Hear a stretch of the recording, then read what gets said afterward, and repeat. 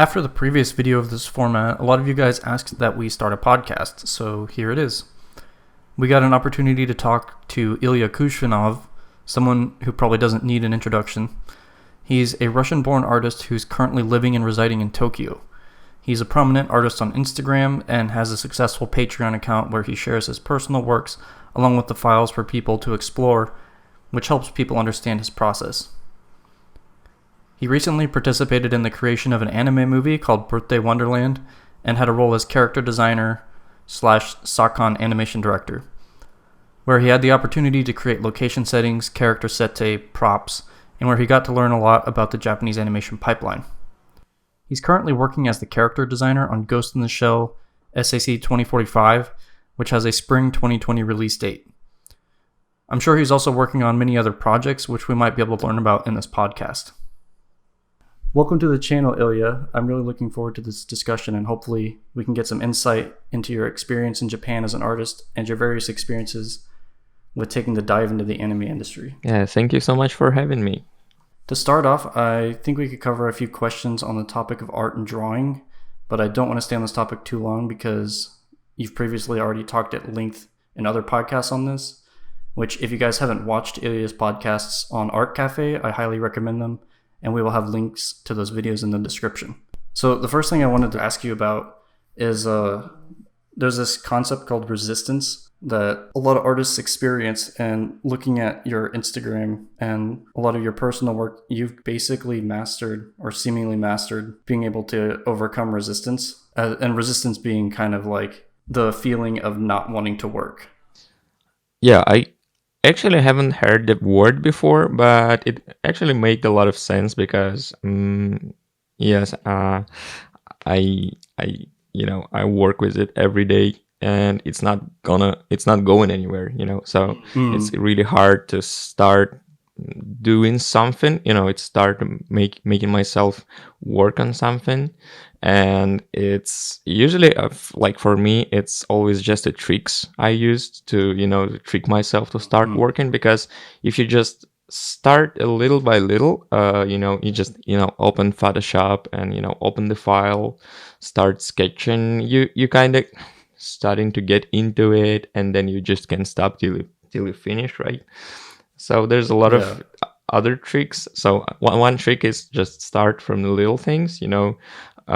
If you looking at the job you need to do as like the whole, you're like, oh, this is the whole big illustration or new animation scene on the whole design. It's so big and scary. You will be too scared, to start. But if you cut it in the little things, like, open the software, open new file, do a little sketch, it's not so scary anymore, right? So it's easy to start with the little pieces.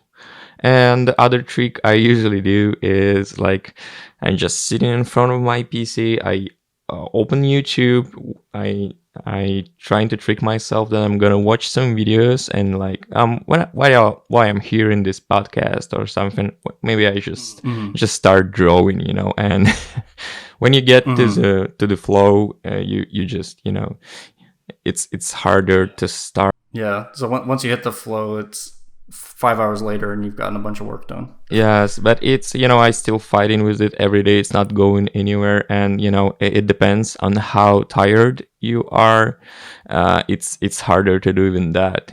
Even if you think like I need to open the software, right? But no, I need to get to my workplace. I need to sit in front of the PC. I need to turn it on. Sometimes even turning on the PC, it's sounds in your head like really scary and hard to work. So there's some tricks, but sometimes even those are not working so good. Yeah, a lot of times whenever I'm trying to sit down and do work, I'll end up standing up again, and I'll end up going to the kitchen and cleaning, or like I'll keep finding ways to avoid starting on it.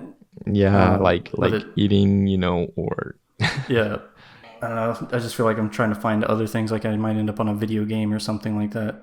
But eventually the pressure hits, and then I'm like, oh no, I have to get this done tomorrow. Yeah. If the deadline is close, it's the best motivation to do anything. So yeah. Yeah.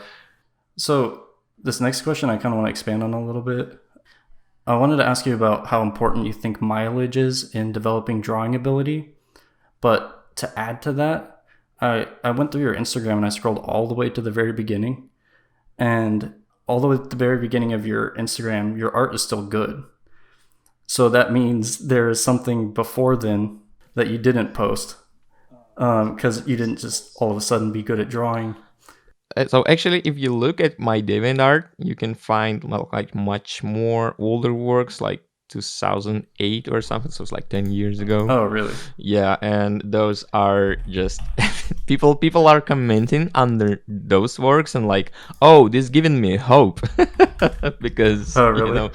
I actually didn't know you had a DeviantArt. yes, those are Okay. doesn't look professional. Those are, doesn't look well educated. Those are like normal pictures like the anime fans would start to do without Yeah. knowing how to do that. So people like, oh, you were drawing like that sometime before. It makes me like hopeful about that someday I can do, I can be in industry and do professional illustration work. So yeah, but in case for me, I started drawing like studying drawing professional like 18 years ago at 11 years old.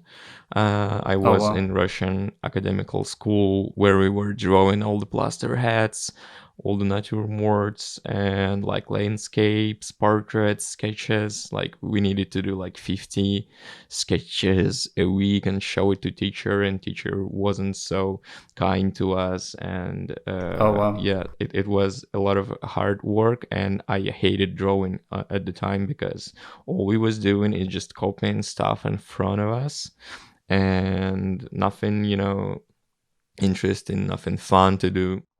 And when I discovered anime and manga, I was like, oh, all these people are doing fun stuff, and I'm not. What I'm doing wrong.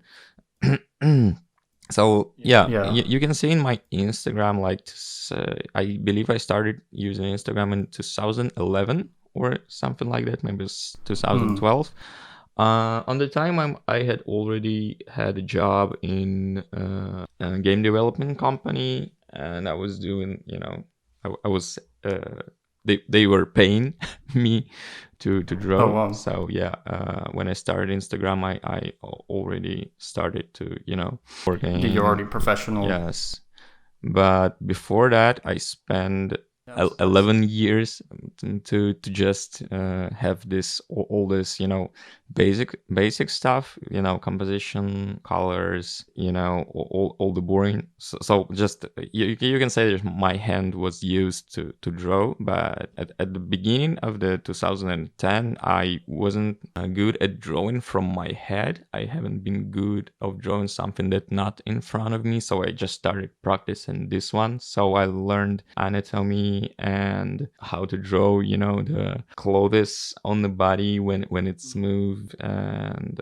like storyboarding and continuity drawings, like when you have a time when you need to think about the movement of the character and all of that. So I needed to spend a lot of time. So in the beginning of 2013, I decided that for practice, for getting my skills up, I will do I will spend 2 hours after work just learning new stuff, reading the book or Mm-hmm. watching the tutorials, and other 2 hours to practicing what I've learned. So like 4 hours every day after work, I was just sitting using my, workplace computer to get my skills up, and I would upload the results of my work like every day to the social networks. Mm-hmm. Yeah, I see on DeviantArt there's a gap between a lot of your work between 2012 and 2014, Yes. and then there's a big improvement. So that's really cool. Do you think mileage is more important, or do you think trying to get the drawing perfect is more important? Yeah, so in my case, I think the perfect way to get your skills better is first you learn something new, then you practice it. If you just learn without practicing, you will have the info about, like, you remember, how like the anatomy, where the muscles are. But if you're not practicing that, you will not get it right. Your hand will not get it right. If you just practicing stuff without learning new stuff, you will get really cool with what info you have. But if you don't get new info, it's not gonna go anywhere in other direction. Yeah, and you'll stay the same basically. Yeah, but we'll be cooler on the things you are doing right now, but it's not nothing new will magically appear in your skill set. Okay. So I spent some years as an apprentice in like a traditional art gallery. From what I experienced, it seems like that world's sort of dying. I don't know if you had any experience with like the fine art world, but nowadays it seems like you can really just get your art out on social media instead of having to have a gallery. So what do you think made you post online as opposed to going out and selling art on the street or doing a gallery? So difference between like the works in museum that you can go to, Louvre, and see the works on the walls. All of those works, like usually all of those works, most of those works are, the commissions. So the guy with the money came to the artist and say, I need a portrait of my wife. Like, I need a portrait of my dog. I need this cool war thing I really love from the history. Like, take my money and please do that. So in the case of like 200 years ago, how would it happen? This person came to the gallery, he's seen the works of this master, of his studio, and he's like, oh, I want to commission him, right? And right now it is how the internet works. Like people to commission you, to ask you to do something for them, the anything like book cover, or like commercial, like illustration or comic, or just draw their original characters. They need to find your works, right? Thanks to the internet, it's like really easy to find everyone's works. So you just, put the link into your browser. You can see like all the portfolios and choose the guy you want to draw your wife or your dog or the word thing you want. For me, it's only difference like that. The galleries, when the artists just, draw anything they like and then just put it there and maybe somebody would buy, it's not gonna work as better as commissions. So a lot of these masterpieces we were love and cherish so much, all the old paintings, like most of those are the commissions. So like Gioconda is not a commission, right? But there's a lot of other examples of the rich guy just asked to draw his portrait on a horse, and we'll love it. Yeah, and then it ends up in a museum because it just trades hands. Yes. Through so many rich people, then they end up donating it to the museum or something like that. Yeah, so for me it's kind of the same right now. So if you want to, to have work, you need to put your work out, and on those time it was like galleries. Right now it's the internet, portfolio sites, or like social networks. Yeah. Do you think the internet has upped the standard for what's considered good? Like for example, 200 years ago we have this, schools of the masters. So there's like this famous painter in the town, and he's like really good, and all the people who want to draw like him just go to his studio and help him and learn from him, but he can't see what's like Chinese masters doing. Yeah, exactly. Because they don't have, all the means to just, randomly go get ticket to the like ship to the China and check out what they are doing. So right now, thanks to the internet, everybody could see all other people's work, and and be inspired and be like, oh my god, this is so cool, this style is so interesting. It's not for the internet. Like I would never see any Japanese animation, right? I would never be so inspired by that, so I decide to move to Japan, and learn from the masters. So thanks to the internet, it's not about the standards for the good drawing. It's about seeing a lot of different drawing and decide for you which studio you want to join, from which master you want to learn. So internet is great. Yeah. Something that I thought was interesting. This is something that happened to me when I was growing up. Like I've been drawing since I was 12, and it was like there were times where I would be drawing and I'd have like classmates huddled around me and they're watching me and they're like, "Whoa, how are you doing that?" Um, and it builds up sort of a confidence that you're good because everyone around you is like, "Wow, how are you doing that?" And then once you make that step and you post it on the internet and you start looking at what other people are doing on the internet, you don't get the same response.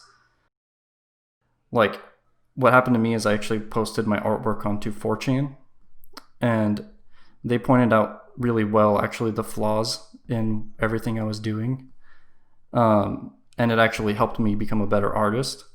But I think now, like the people from the old times that were doing gallery art and stuff like that, I don't think that a lot of them would survive on the internet. Well, it's not like that because, like, for example, in my case, I started drawing from 11 years old, and our teacher was our worst critic. It was like sometimes it was just, to the. It's like she was trolling us. She that's was kind of like good though. saying like, you degenerates. Can't you see like the proportion of this object? It's not like Wow. that. Are you That's stupid? What are you so doing? different. So yes, so we were critiqued so much. We were scared of the teacher. We were scared of the weekly, 50 sketches, because we need to show it in front of every class, Wow. in front of every other person in the class, and teacher would be like, "What is that? What is that? Wow. Are you stupid? Was What was your head?" So it was like That's it hardcore. was yes, we were met with the critique of everything we were doing to get us better. In America, it's really they just kind of pat you on the back and say, "Wow, good job." So you never really get a slice of reality. Yeah, we were met with the reality from from the young age, and we were crying on we were like, no, I'm not stupid, I'm just a kid. And that was at public school. It was like the country was paying for us. So the thing about the school, it's like it's for free, but only if you can get into that. Okay. So they have this really strict exam to get there. So if you're not good at drawing at 10 years old, they will not get you there. But if you got there, the country paying for you. That's really, I think that's kind of awesome. Like I wish more countries did. It's Russia's really good points. So if you're like talented, if people see that you are trying to do something with your skill set, they would help you to study for free. So after this lyceum, from 11 years old till 17 years old, I get to the architecture college for free as well. Wow. So yeah, here it's really here great. if you want to go to art school, it's pretty easy to get in, but you have to pay $40,000 a year to go. Yeah, this is crazy. I heard about this, all the debts and stuff. So yeah, so different in Russia, and I'm really thankful. I'm really grateful to Russian government to do it like that, because I don't had any money when I was 11 years old, right? So I kind of want to switch topics now. This channel is completely focused primarily on the Japanese animation process. So I really want to talk about your work in the anime industry. So I'm pretty excited to hear your insight. When you first started working on Birthday Wonderland, were you surprised about the learning curve in Japanese animation, like in terms of terminology and strange processes? And like, did you have to spend time studying before you went in, or did you just go in and then have people help you and teach you as you went? Yeah, that's how it happened. I was like, can I do this? Can I do that? I don't know how to do that, but can you please teach me? And they're like, yeah, sure, okay. So there was a lot of things I didn't know about the animation.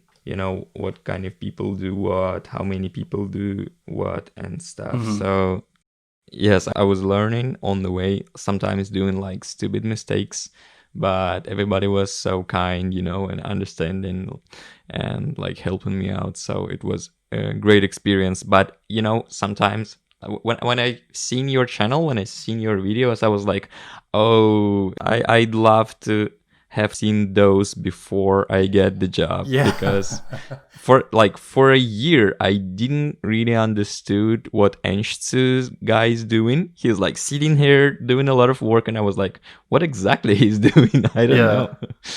Yeah, that's part of the reason we made the channel, is because I wish this information existed 5 years ago, because then I might have been able to learn it, and then I might have been able to go to Japan and start working in a studio. But instead, I just ended up making a YouTube channel. But yeah, to learn about it. As you can see, like in my situation, it wasn't really that important, but it would save a lot of time. So I would not ask people around like about some normal things everybody know, but it just didn't know in Western. You can watch Shirobako, and it's not still so not enough to understand what's going on there. Yeah, Shirobako actually showed me a few things, but most of what I learned, I had to just make friends with people that were in the industry and learn from them. Yeah, here I have Shirobako figure here. Oh, nice.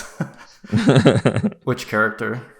It's the Genga character. Oh my god, I forgot the name. Emma or Emmy or something like that? Emma. Yes, Emma.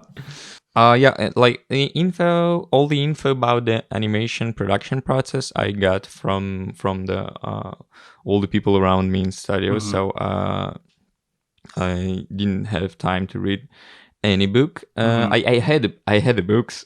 Yeah. I didn't just have time. So the one person, the Sakkan of the first part of the movie, just gave me this list of all the roles in animation, like chart. Yes, chart. Like when to start, like with the script, the designs, the content, and stuff like that. And it was like really big chart. And I put it in front of me, and I was looking to it every day, trying to like memorize. And I was still wondering, like, what's Ancients doing? Yeah. That's funny. So I did listen to your last podcast on Art Cafe, and you said something that was kind of motivating to me, I think. You said that we need more foreigners who can draw and speak Japanese to move to Japan. What advice do you have for people that would want to come join the industry? Yes, first of all, you need to learn the language.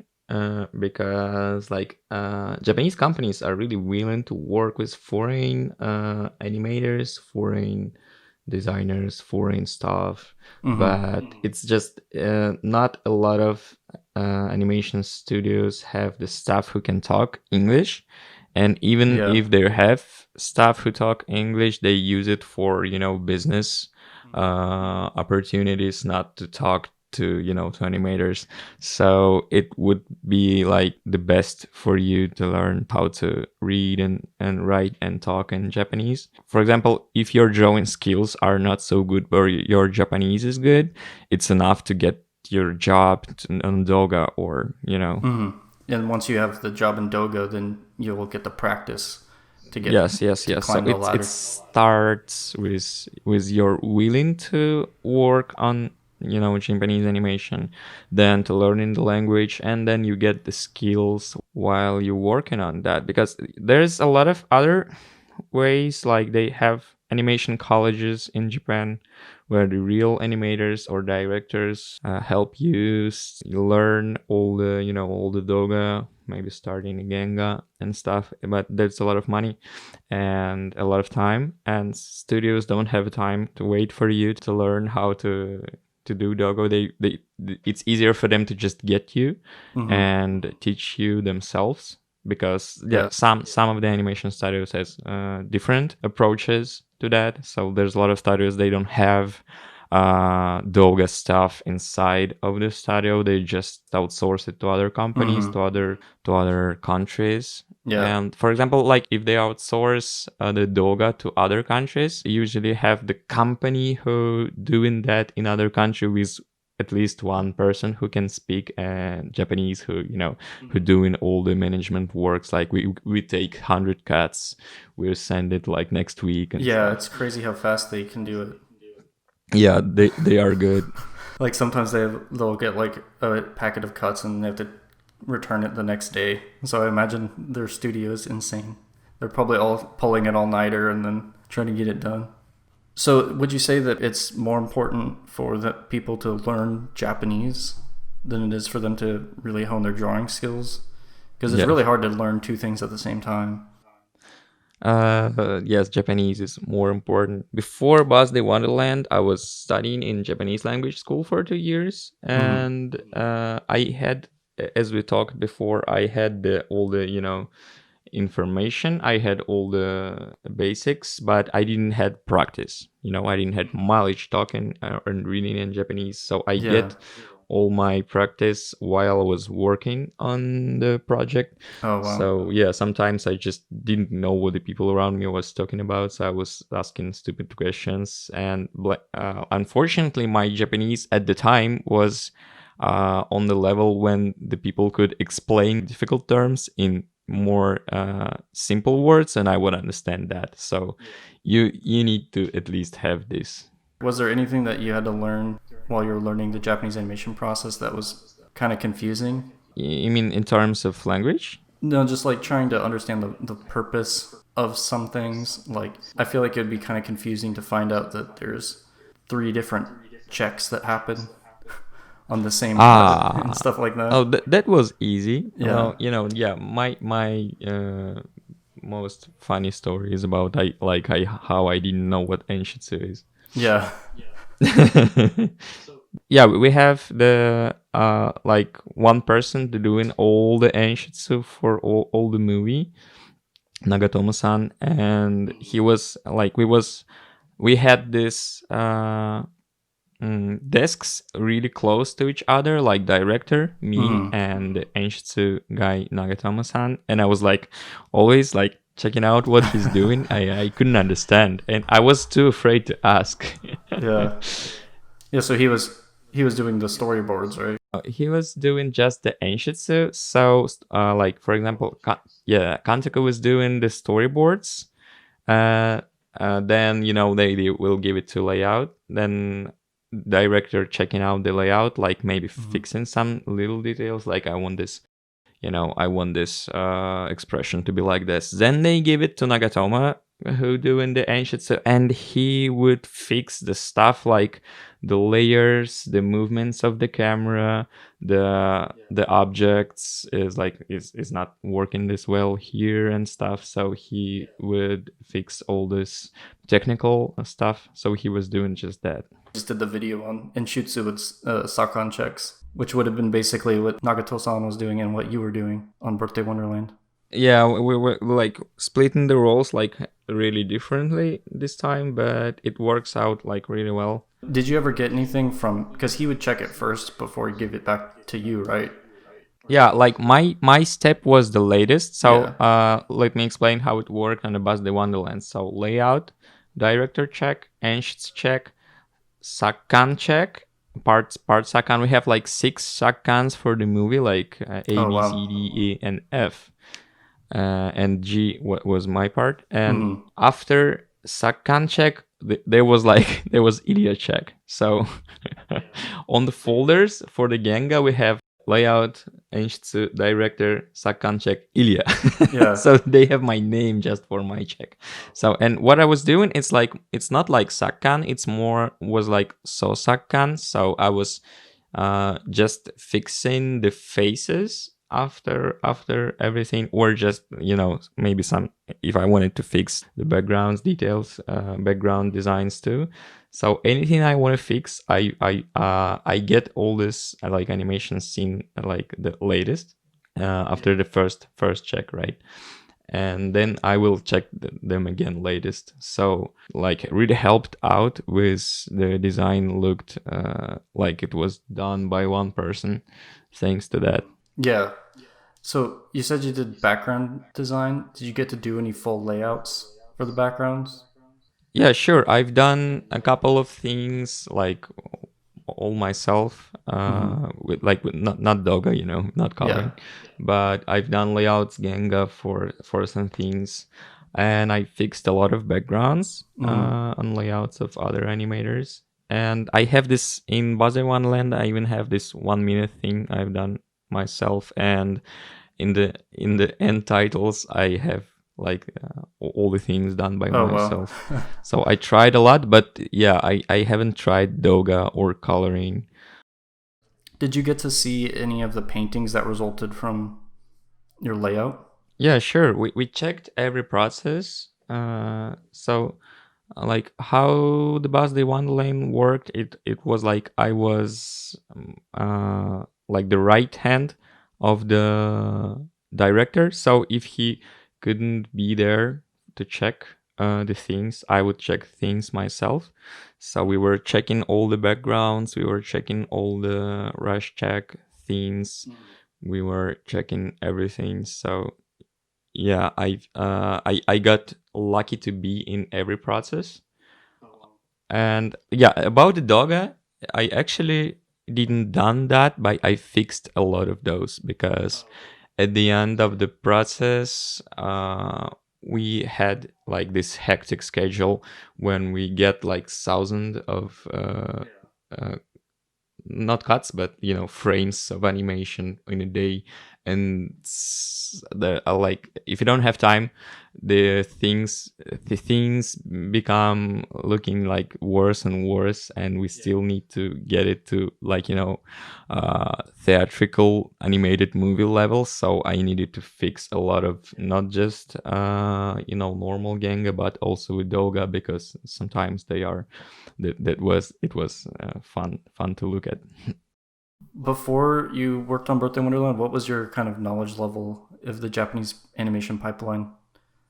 Like yeah, it was like really blurry. So for example, I didn't know there's like, for example, in a lot of American animation, the one person is doing just one character, right? Yeah. So I didn't know how it was in Japan. So I was like really surprised. So like, for example, this person doing this, 50 cuts from here to there, and then like really different person with really different approach to animation doing the next scene. So they are trying to cut the scenes in like maybe where like something changed or with different characters, so it will not be looking like, oh, like something changed in animation, like suddenly they are moving differently. So Yeah. I was like, oh, they are doing everything. So all the backgrounds, all the camera works, like all the characters on the one thing, all the decided by one person. Not Yeah. decided, but roughly done by one person. Then everybody's checking that, and I was like, wow, how do they make all the anime looks like it's still like the same anime? And yeah, thanks to they given me the role of the Sosakan, I realized like how you can Like do that's that. how it happens. Yeah. Yeah. So somebody is supervising. So I had this question written down about authorship. And you said that you weren't quite sure what that was. I don't know if you've got an understanding of it or not, but it's basically like how when Hayao Miyazaki makes a movie, it's Miyazaki's movie, even though 50 people worked on it or 200 people worked on it. And similarly, Birthday Wonderland is kind of like, in a way, is your movie, along with the director's movie. So, in a way, you're kind of the auteur of Birthday Wonderland because it's all your style, a lot of your designs, a lot of your characters. That's not something that I think would be possible at Disney Yeah. or some Western animation studio. So, what do you have an opinion on like? Do you think there's pros and cons to each, or do you think one's better? Yes, I totally think there's pros and cons to each. So, for example, that's why I like a lot of Japanese animation movies. For Mm-hmm. example, like Satoshi Kon. Yeah. You can feel the personal touch of the director. You can feel it's his movie. You can feel that it's not something to create a lot of money, to be a like Mm-hmm. hit, to be Yeah. something for all the family to enjoy, like Disney movies doing. Like all the Disney Mm-hmm. movies, they are kind of have these limitations that we need to sell really well.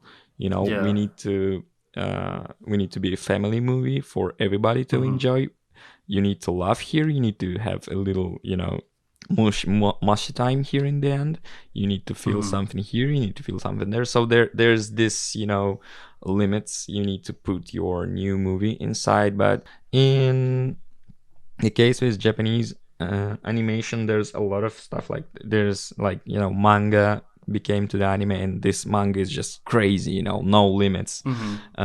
And it's just the vision of the artist who created is just without any changes is right here. And it's like it's like being personal with the person on the meeting. You just talk to him in 2 hours and you really understand him, or talk to the crowd and everybody would like, yeah, Yeah. so you can feel more personal with the outer, how do you pronounce that, outer The auto. I creations don't know how it's pronounced than either. the, like, this uh factory creation of the, we need to do Yeah. something that creating money. But of Yeah. course, in the factory creation approach of the Disney, the Pixar, there's a lot of talents here. All of these people put in their hard work and ideas. So all the best ideas are survive, and all the Yeah. best stuff they have it Yeah. in It's their more. movie. If Yeah. It's it's more just democratic. one person who deciding, all the, how the movies looks, how the movie moves, what the ideas he's talking about, all of this stuff is, if it's just one person deciding, there's some limitations of creativity. It's Yeah. limits, like the movie in creativity of the, the main guy. Yeah. So, yes, there's pluses and minuses in both, and it's hard to say which one is better. But I love that we have this Pixar movies, like high quality, fun Mm-hmm. stuff, and this animation, Japanese animation, like Kon Satoshi's Perfect Blue. It's like just scary and paranoia Mm-hmm. inducing stuff. It's not for the kids, it's not Yeah. for the family, it's not pretty looking and stuff like that. So thanks to all the different approaches, we have all this, different stuff we could enjoy. Yeah. I personally like Japanese animation and how they, especially in the movies, how they approach kind of like it's Miyazaki's film or it's Satoshi Kon's film. I'm sure the animators that work on that, there's probably two camps. There's probably people that are like, they feel really excited and honored to get to work on one of their films. And then there's probably the other people that think, like, oh, this guy's just a dictator and I can't. Like, I'm sure that some of them try to pitch ideas and then the ideas get stamped out Yes, because it's they're not. probably like that. Yeah. But maybe someday they'll get to direct their own movie. So you've been working on the new Ghost in the Shell. How has that process been different so far? I don't know how much you're allowed to talk about yet, but how is that different from? It looks like Ghost in the Shell is going to be it's CG, Yes. so it's going to be a bit different. Yes, it's full CG. It's motion capture actors.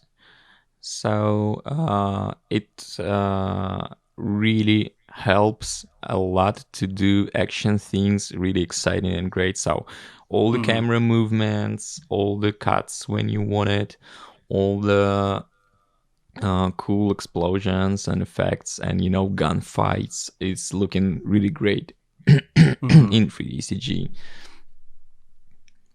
So you're not. you're not the Sakan on this, because Sakans, I don't think there is. I don't know anything about the 3D So yeah, it's like process. it's really different. Like doing 3D animation, it's more like it's closer to the game development. So, for example, I'm doing the character designs for the new Ghost in the Shell series, and Mm-hmm. it's looking like it's really different of how do I approach character designs of the Birthday Wonderland, because Mm-hmm. I need for 3D CG, I need to explain to the modelers, to the people who doing 3D models, like how do I want the characters to look from all the angles, and Mm-hmm. it's close to the animation character design. We still need to draw all the angles, but like in more details. I need to show them Mm-hmm. which texture on which clothes I want. I need to explain to them like stuff like how I want to the the shadows are working on this surface, on that surface, and stuff like that. So it like I was starting like my professional career at the game development company like back Mm-hmm. in 2011, and it was really close to that. So I needed to work with not animators but with modelers. But Yeah. in 2D animation, I need to work with animators, so I need to explain to them what this character like face look like when he's angry, what the character Mm-hmm. face looks like when he is sad or happy. So I needed to draw a lot of examples of all the Mm-hmm. emotions of the you know expressions. But in the case of 3D CG for Ghost in the Shell, I was just doing the static models for for modelers to get all the shapes right, and then all the animation is fixed. So it's motion capture, but it's still not used as is, because there's a lot of, for example, for in motion capture for Ghost in the Shell, we don't capture the gesture of the hands, so just the Mm-hmm. basic body movements, and we don't capture the faces and the mouths. So everything like that is done in Oh, it's by animated hand. by hand. Really? Okay. Yeah. So That's cool. like it's really different. And not I was doing not just the character design for a Ghost in the Shell. I also doing I was also doing like stuff like, for example, is the picture on the wall in the Ghost in the Shell somewhere in the episode. Oh, you designed them? Yeah, they don't have time and money to render the photo inside of the picture, so I'm doing like I draw the photo myself. Mm-hmm. So a lot of photos, a lot of pictures like posters in the Ghost in the Shell, I just drawn by me. Has there been any like surprising differences in the 3D process versus 2D? Now, when I started at Birthday Wonderland, I was like, maybe if I didn't really understood what's hard for animators to draw Hmm. and what's easy for animators to draw. Uh, So I was like, we need less details, but we need like yeah. more realistic silhouettes. And the thing with why my designs for Buzz the Wonderland was difficult for animators, why they needed me to do a so gun job and to fix all the Hmm. faces. That's because the mouth. So Yeah. eyes wasn't the problem, because like I was talking to like the Inoue-san, the animator who done like 200 cuts for our movie. I was talking to him like and he was saying like eyes is okay, like we have a lot of really detailed eyes in some of designs of our animations, but the mouth was a trouble, because the logic of my design, the mouth is always on the center on the face, and so you can't do this stuff when the character have like side face in a cut, and the mouth magically moves to the cheek. So they was like, oh no, how do we do that? And when the characters talking and at the same time changing the angle of their faces, like like looking at each other or something. And people were struggling with putting the mouth in the center of the face, and also there was lips. Yeah, the style is very realistic, so the lips look 3D, even though they're just like 3 lines. So I'm sure they're not used to having to draw. So like yeah, 3D and lips. in 3D CG like designs for Ghost in the Shell, you just done the model once. Make it once. Yes, and it's no problem to. You don't need to draw it all the time, all the Yeah. way. So for the Ghost in the Shell, I got more freedom with what. Let's talk about this one. So Okay. there is some limitations in 3D CG that like it's easier. Sometimes it's easier to do stuff in 2D because you can lie. You can distort. Yeah, you can distort. You can do some tricks, but in 3D CG you can't do that. So for example, I'm doing this character with this in Japanese traditional kimono, and there will gonna be some movements for this character and some things that would be impossible to do in 3D CG, and they're like, no, we can do kimono here, please do like simple sweater and pants. And I was like, no, okay. So Yeah, and I'm sure there's limitations on the facial expressions too.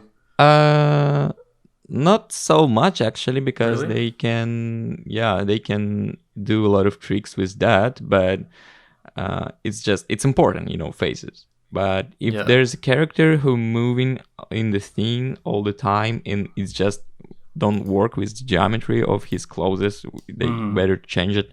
So they still can animate all the long clothes, long hairs, but they need to do it like frame by frame in everything, and they just don't have money for that. So we needed to cut some idea, like some design ideas from that because of the limitations of the 3D CG. But other limitation of the 2D animation, it's like if there's too many details in the character, people would like, no, I will not. I don't want to animate this. This is crazy.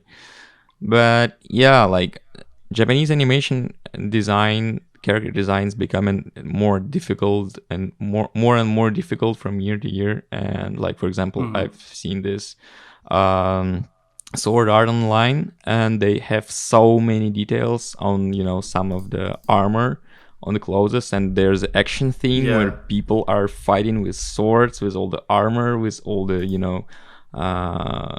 with all the detailed long hair, and I was like, oh my god, this is so crazy. If I would do Genga of that, I would just maybe it's easier to die right away. Did you see the character designs for Violet Evergarden? Yes. Like the hair is crazy. Only Kyoto Animation can do that, because there's not just a lot of lines in here, there are also a lot of rules of where the line is, like you can see the line, and when it becomes the colored line, when it becomes the light, when it becomes the shadow. And I couldn't believe this is like TV animated series with this kind of details. But the thing is, they still have this simplicity of the faces that helps a lot. So for example, it's much easier to draw just 100 lines than to draw a face like a perfect face with the geometry like it's in 3D space. So there's I was like, when I was designing Birthday Wonderland, I was like, oh, we need less lines. And then I realized we need the faces to be less 3D. And I was like, oh, that's where the difficulty is. Not in the time you spend in how many lines you draw. It's in time you spend to get the structure of the face right. Yeah. Is there going to be an art book for Birthday Wonderland? Oh, you can buy it right now. Okay. You have to buy it from Japan. Yeah, and yeah, they have a lot of like 95% of all the art book is like just my designs, my my Sakam works, my sketches and stuff, and there's a lot of my comments here and there, and those are sometimes fun, but it's all in Japanese. I hope they like Birthday Wonderland is going to be released in a lot of countries this year and next year. So I hope some company could could translate the book for us.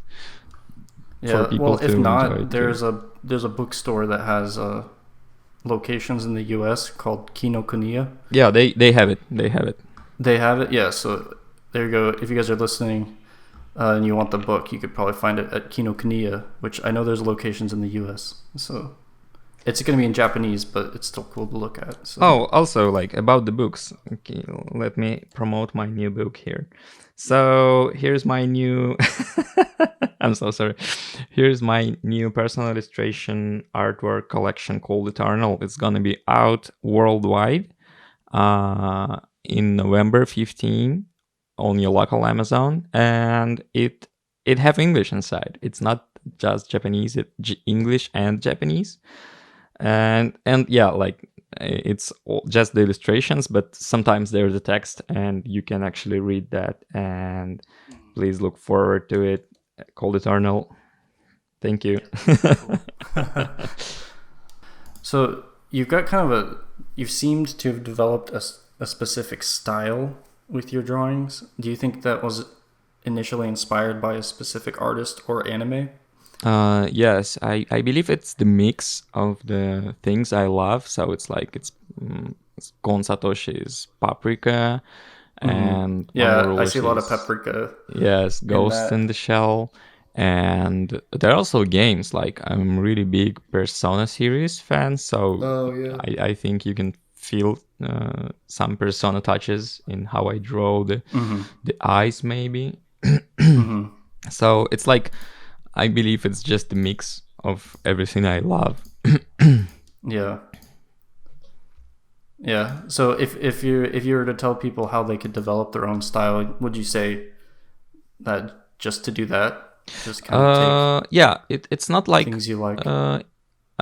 it's more about, like, for example, you found this beautiful illustration on the internet, and you feel something, when you looking at it. And if you're an artist, it would help a lot to study why you feel this way. That maybe it's the shape of the eyes, maybe it's the colors, maybe it's the beautiful composition or using of the lines.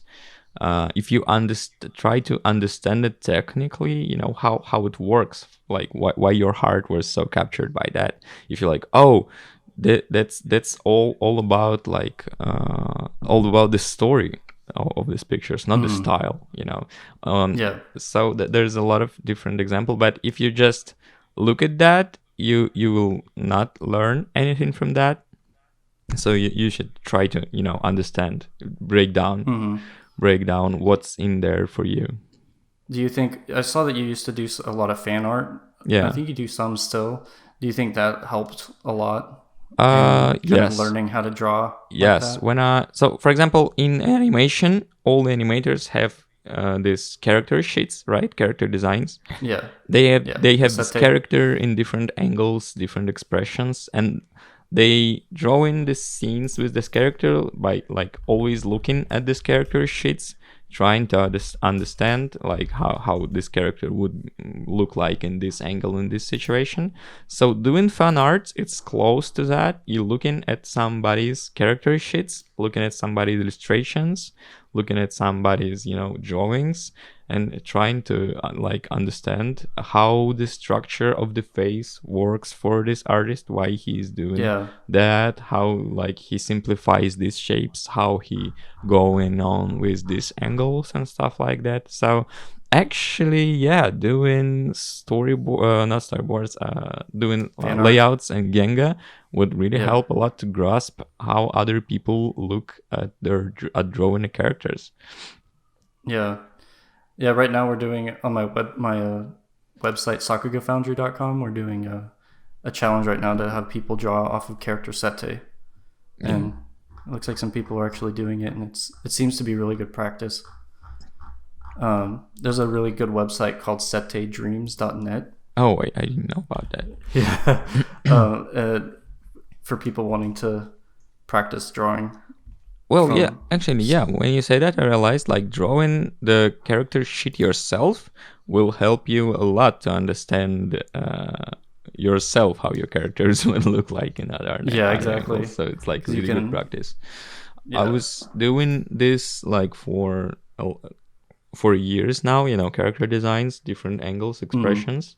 And yeah, it looks like it helped me a lot to understand how I want my characters to look like from different angles.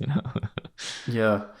Do you think you improved in drawing after spending so much time on an animation production? Yes, I believe, like, thanks to the Birthday Wonderland, my skill set. It's like I wanted also to talk about like the skill set for animation and skill set for example, for the animation layouts or Genga or character design even, and skill set for illustration is really different skill sets. So for example, thanks to Birthday Wonderland, my 2D animation skill set got much better, but you can't see that in my illustrations. That's it's like the approach is so different. Like you kind of doing the same thing, right? You're drawing the character, right? How can it be so different? But it's really different. So yeah, I get better at doing Shell SAC work, at doing designs, and like thinking about the shapes, thinking about the simplification, thinking about angles, doing all of this related stuff. But it's not like my illustrations became better. Yeah, maybe you got faster though at doing the first sketch. Yeah, you can say I became faster because, like, especially at the end of production when we needed to fix a lot of things really fast and they still should look good. It's like it was the best practice for me to to decide on what do I do first, how do I do it faster, how do I do it cleaner, and there's that. Yeah. Okay, so now I kind of want to switch topics again because our channel is focused on Japanese animation, but a big part of getting into the Japanese animation industry requires proficiency in Japanese. So I think it'd be interesting to hear a bit about how you transitioned into Japan and your experience with studying the language. Surely you had to get in on a visa. So like, how did you get into Tokyo and start living there? So it all started with me just trying my luck. On the DeviantArt, I've done an illustration of the girl in Shibuya. And there was one comment from the Russian person who said like, "Oh, it's so close to my work." And I was like, "You working in Japan?" And she's like, "Yeah, sure." And I was like, "Oh, wow. Can we talk more about that?" And yeah, and she basically told me like she's have the different situation. She's married to a Japanese person, and she have just like the family visa. How do I say that? But I think that's right. She said like a lot of her friends came to Japan to Japanese language school and for a student visa. And in a student visa, you can spend up to 2 years in Japanese language school. And all you need to do is like 4 hours a day. You need to go to the school and learn language and basically just be in classes. And I was like, "Wow, okay, I need to try that." So after my last job in Russia had finished, like I was directing the 24 episodes motion comic when it was finished, and I talked to this Russian person on the DeviantArt. I decided I need to try to get to the language school and see what it where it could get me. And so yeah, my first 3 months in my Japanese language school was on a tourist visa, and next 2 years was in student visa, so it was roughly 2 years, 3 months in a language school for me. And after that, Keiichi Harakantaku found my first illustration collection art book in the store and decided to ask me to work on his project. And yeah, that's So how then I you get get the there. work visa. Yeah, this book. You can also get it on Amazon. It's also have English inside. So yes, What's the check book it out. called? It's called Momentary. Momentary. Yeah. Yeah, I heard there's an artist visa, but I don't actually know anybody that got in on an artist visa. I think most people do that route where they go to school and then they get a job and then they can just get a work visa. Yeah, artist visa is for, for popular actors. For example, if like Keanu Reeves want to live in Japan, he can get artist visa. People like me is not the same. So, do you have a bachelor's degree? The problem was I have the bachelor's degree, but in architecture. Yeah. When we were trying to get me a work visa, it couldn't work out because everybody in the what's the place when you get visa? The embassy? Yes, something like that, right? The people in the embassy was like, this is architecture and you want to go to animation, we can't give you a work visa in the like different space. Yeah. And I was like, but in architecture college, I was doing a lot of drawings, I was doing a lot of landscapes, I was doing a lot of even sculptures, and they was like, but this is still architecture and this is animation. And so it was a lot of trouble to get me the work visa. So it would be better to have a bachelor's in drawing or something? Yes, if you have, for example, like art college would work. Yeah. Okay. Yeah, but you think people, like, if you didn't have a bachelor's degree, do you think you still would have got your work visa? No. It's really troublesome to do it like that in Japan. So we should add that to if you want to work in the Japanese animation industry, first get your bachelor's degree, then learn Japanese. Yeah, if you want to work in Japanese animation while being in Japan, yes, you need to have your visa problems done too. Sorted. Yeah, sorted too. But you can work as a freelance animator just with the language, Yeah, there's a lot of production assistants, which I think you're in your Art Cafe podcast, you're calling them desks. Yes. Production assistants that would they go on Twitter and they actually hire people because part of their job is to find if there's a gap in the Genga, like they can't get all the work done.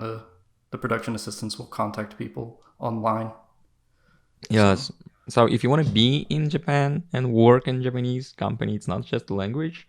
You need to get your visa all sorted out, and it's much harder actually. So I'm getting to the end of our questions here. I wanted to do a section for the patrons of the channel. I thought this would be a good opportunity for them to kind of interact more directly with the channel and get to ask you some questions. Sure. So Gentle Fan is wondering if you could discuss the differences in creating character designs from a book versus adapting them from a series like Ghost in the Shell. So Birthday Wonderland is based on the child's book and adapted into a screenplay for the 2 hours animated movie. But the thing is, the director, the Keiichi Hara, have these visions for the characters. So when we talk about like what he wants the characters to look like, he already have some, maybe blurry, but the vision of like how Akane would look like, how Chi would look like, and she would show me maybe the photos of the actresses. Like I would like Akane to look like this actress, but younger, I want she look like this actress, but uh, with long hair and stuff like that. So when he was reading the script, he already like imagined stuff in his head, even done some sketches. So for the main characters it was like that, but then there was a character there's crazy amount of characters in Birthday Wonderland. It's like more than 100, and some of those he don't even thought about like how do he want them to look like, so it's just like so you can just make it up. Yeah, like there's the characters who want to be there and doing this. How do you think he would look like? And I do sketches, and he was like, oh, this is cool, yes, let's do that. And there was some characters in Birthday Wonderland that was really fun to design. So for example, there's these bad guys, the Zangu and Dropo, and they are like really mystical creatures. You can't say who they are, like it's not a cat, it's not a a raccoon, it's not a something like that. It's like something really unique. And for the Dropo, for example, I've done like maybe 20 really different design sketches, and the director just chose one. I'm like, oh, I like this one. Oh wow. So there's a lot of creativity there, because there was some place for me to put something I really want to see myself. Because like it's book, maybe it have illustrations, but it's like child's book, so illustrations really simple.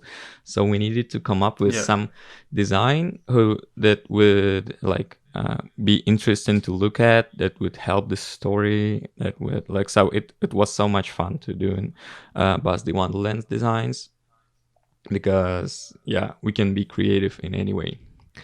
Like doing another hand, doing the designs for the characters of established series everybody get used to, everybody love to, is like is a actually great honor. Ghost in the Shell is one of my favorite animes of all time, and it's not a lot of pressure actually, because it wasn't a lot of pressure for me, because first of all I love the Ghost in the Shell, and I have this perfect images of my Bato, of my Motoko, of my Togusa, and also the two directors also had the clear vision of how they want the new Motoko to look like. So there was a lot of limitations about like we don't need to oh yeah, we have some new characters in Ghost in the Shell when I get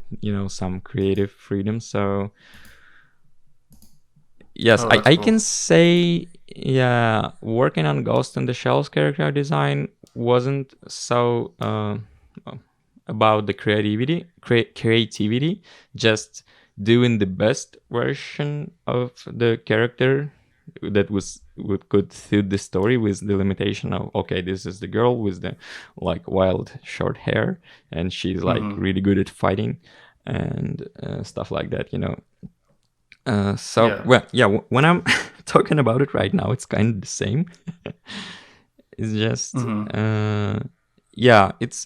it's more about differences between the genres. So the Birthday Wonderland is the fantasy for the kids, and the Ghost in the Shell is science fiction for the young adults, or teens, and we need to be in to be in these limits.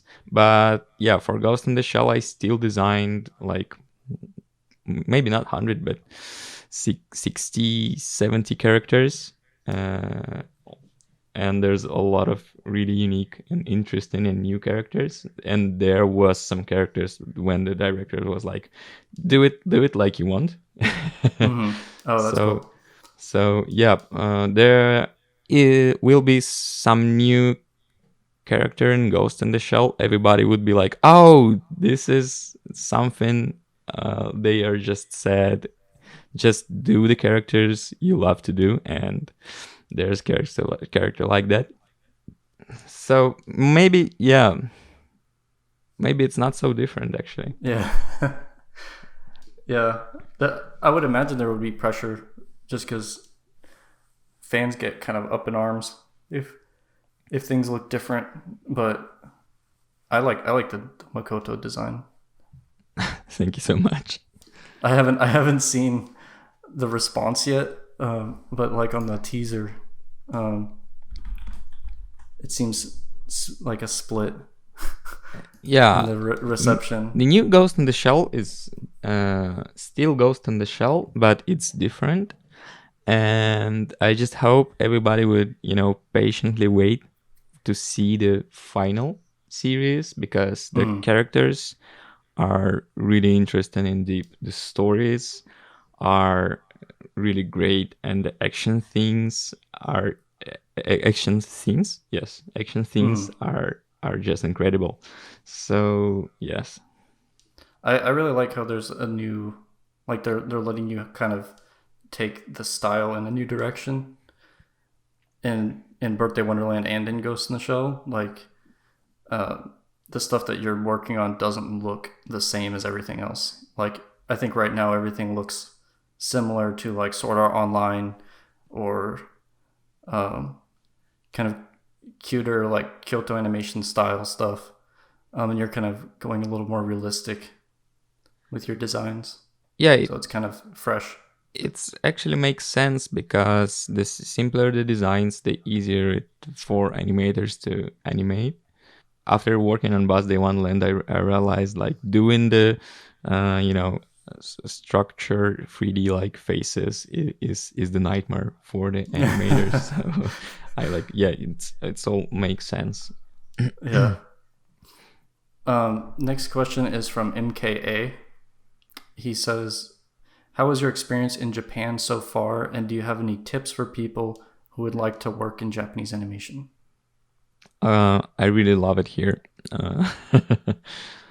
So the thing is the in Japan in Japan's animation industry, the creators are really cherished. So, for example, in a normal Japanese company, you need to get there, like 8 in the morning. If you get late in the 5 minutes, you will be, prosecuted, Mm-hmm. and you can't listen to the music while you're working. You know, there's a lot of these limitations. You need to stay like for 12 hours. You don't need. You better not take any holidays and stuff like that. But in Japanese animation industry, if you're a creator, if you're animator, they are okay with your schedule. For example, we have this animators who could come like in the midnight and stay Mm-hmm. work till the morning and then get back, and everybody would be okay with that. Wow. So yes, the thing is, there's not a lot of money here, but if you are the person who love it, who willing to be there to work with us, you will be cherished. Mm-hmm. The people would really grateful for you to help out with all the animation projects. So yes, this is a pleasant experience, but you know as we were talking before, language is you need to Mm-hmm. talk, you need to speak Japanese on a good level for people to understand you, for you to understand them, and to stay here for a long period of time. Yeah. You Yes, you need to have your visa. Last question is from Yumeki. He says, "What was your thinking process when making new character designs for Birthday Wonderland? And how many drafts were made before it was finalized? And how many ideas were scrapped?"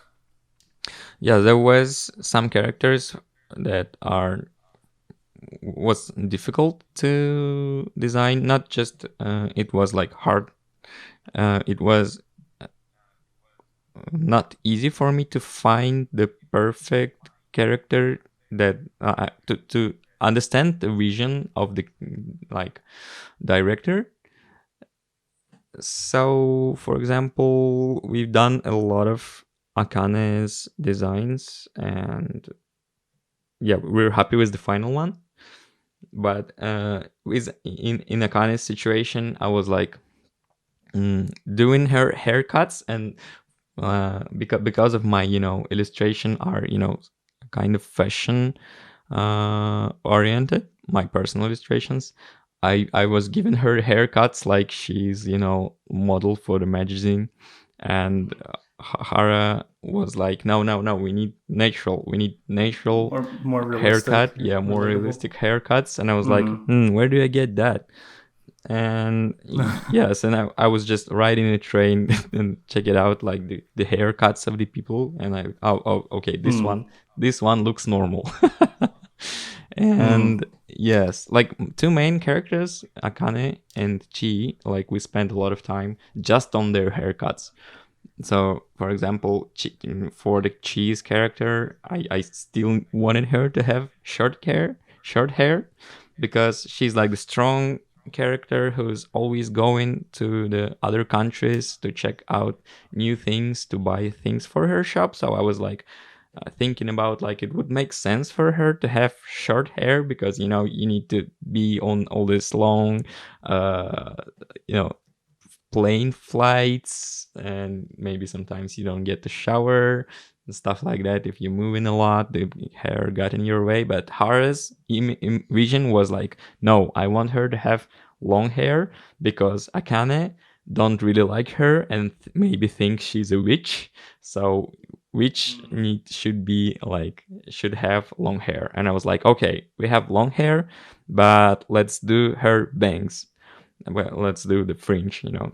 Hara was like, no, we need to show her forehead. And I was like, no, I love bangs so much. And yes, there was stuff like that. But there was, and the characters, for example, there's this location where it's always winter. There's location, there's just mountains and rocks. And it was really fun to thinking about, like, what kind of people would be living here, what kind of people would be living there, if this person doing this, how do we look like? And like coming up with background characters are also like a lot of fun. But yeah, if we're talking about new as new, like how do I say it? We don't have any like manga, before that. We don't have any illustrations before that. It's like new. It's like not about what people would like to see. It's more about how the character should look like, to so you could look at this character and realize, like, what kind of character is that. Is he's energetic? Is he's always sad? Is he's always happy? Not simple like that, but there was some really fun moments of me realizing, like, how the clothes of the person could talk a lot about his traits, character traits. So yes, I could say it's fun, but sometimes you need to spend some time to find this perfect solution for your problem. So yeah, like, character design is solving a problem. Yeah, maybe storyboards is solving the problem too, and layouts too, because we have these limits. We need to show stuff the best way it could be shown. So everybody, and in Japanese animation studios, are just trying to solve their problem, and it's Yeah. fun. It's like So playing a puzzle game. yeah, it sounds like a lot of fun. I want to eventually be an Inshutsu, so that's like my long-term goal. I missed a question earlier that I wanted to ask you, Okay. but I think this would be a good last question, anyways. I looked at your Patreon and you have a goal on there for 3,000 patrons, and you said with that support you can create an independent animated series. I Yeah. wanted to ask you if you could talk more about what that might be if you reach that goal. So yeah, the goal is not for 3,000 people being there all the time. Mm-hmm. Goal is more like to be sure to always have enough to support the project. So it's in the working, and I really hope you could see it in a couple of years. Yeah, in the it best sounds really in cool. the best case situation. I think if anyone could accomplish that, I think that you could accomplish that because you have a lot of a big follower base. Thank you. If you need people to work on it, if you start working on it, I've got 13,000 subscribers that want to be animators. That's the great So news. Yeah, if, and the thing is, if you work for me, I don't need Japanese.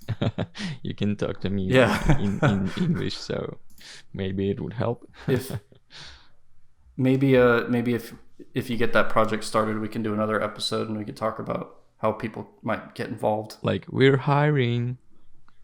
Yeah. Yeah. Yeah, that'd be cool. All right. Well, that's it for the questions that I had. Was there anything else you wanted to say in this podcast, or? Yes, I wanted to say thank you again because I found your channel, and the videos are great.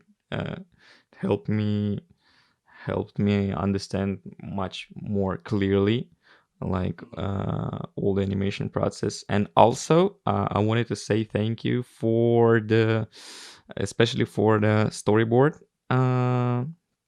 videos about like how you show like the like white out all this Oh yeah, the notation episode. Yeah, notations. It's helped me a lot because I'm working on the storyboards right now for the some project I couldn't talk about, and I was like, oh, this is really helpful. So I saved it on my phone, and when I'm doing storyboards, I use those. I use the notations you created. Feels really cool. So that's really awesome. Yes, what are you doing is really great and helping out a lot of people. So please never stop. And I really hope your what do you want to achieve everything is gonna be as you want it. You said you want to be in Japan. Yeah, please come to Japan. Let's talk here. Yeah, I'm trying to make it happen. Yeah, thank you so much for being on this channel. It's kind of shocking to have you on this channel because we're so small. So like, I hope your channel will be much bigger, because I sent your videos to all of my friends who was like, what's that? How does this work? And I was just check out this video. This is like really easy to understand. He's like, okay, cool. Now I know. Yeah, we're kind of boring when we talk, but hopefully the information is good enough for people. No, like if you're really interested, you don't need to be entertained. It's like, yeah, exactly. If you're really interested in topic, you just get it all the information inside you, trying to remember. So when I was watching your videos, I was like, okay, let's get back to 15 seconds, watch it again. Okay, 15 seconds, watch it again. Okay, now I get it. So, there's a lot of information. Our videos are dense. Yes. So I needed to stop and to read all the information on the screen because it was like 1 second. So I think you're doing a great job with that. So please don't worry about it not being so entertaining as like Yeah. All right. Well, thanks a lot. I hope I get to talk to you again. Thank you. This concludes our second podcast on the Striving for Animation channel. We hope you enjoyed it, and let us know in the comments if you'd like to see more content like this. If you haven't been to our affiliated website yet, please check it out. SakugaFoundry.com is a growing community of artists and animators who discuss Japanese animation, work on monthly challenges, and share their work. The site is free and ad-free and supported by the revenue from this YouTube channel. Please subscribe, and if you're new to the channel, be sure to check out all of our other videos which go into detail about the Japanese animation pipeline. Also, a huge thanks to all the Patreon supporters who make this content possible.